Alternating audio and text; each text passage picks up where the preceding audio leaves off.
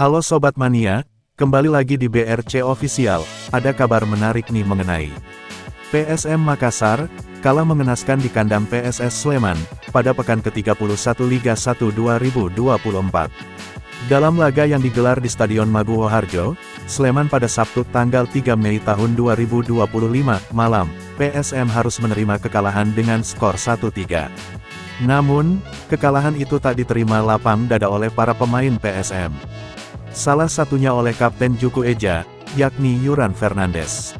Bahkan, Yuran Fernandes ngamuk, dengan meluapkan unek-uneknya di media sosial pribadinya.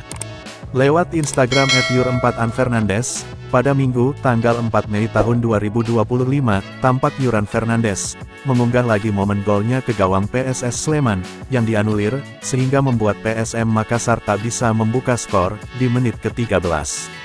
Yuran Fernandes dianggap melanggar satu pemain PSS Sleman terlebih dahulu, saat mencetak gol bagi PSM Makassar di menit ke-13, sehingga dianulir oleh wasit. Buntutnya, Yuran Fernandes mengunggah ulang cuplikan golnya untuk PSM Makassar tersebut, sembari membandingkan dengan proses terciptanya gol Virgil van Dijk untuk Liverpool saat melawan West Ham beberapa waktu lalu. Selain itu, Yuran Fernandes juga mengomentari pertandingan PSS Sleman kontra PSM Makassar, dengan nada sarkas. Sepak bola di Indonesia hanya candaan, makanya level dan korupsinya akan tetap sama. Jika Anda ingin menghasilkan uang, Anda bisa datang ke Indonesia.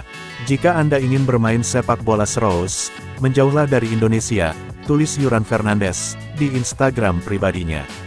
Buntut kekalahan dari PSS Sleman, PSM Makassar kini berada di peringkat ke-9, Liga 1 2024, dengan torehan 44 poin dari 31 laga. Sedangkan PSS Sleman, kini masih menjaga asa, untuk keluar dari zona merah Liga 1 2024/2025, seusai mengalahkan PSM Makassar, di mana Super Elja, naik ke peringkat 17 dan mengoleksi 25 poin, menyalip PSIS Semarang meski memiliki poin yang sama. Nah itu dia sobat untuk update kabar hari ini.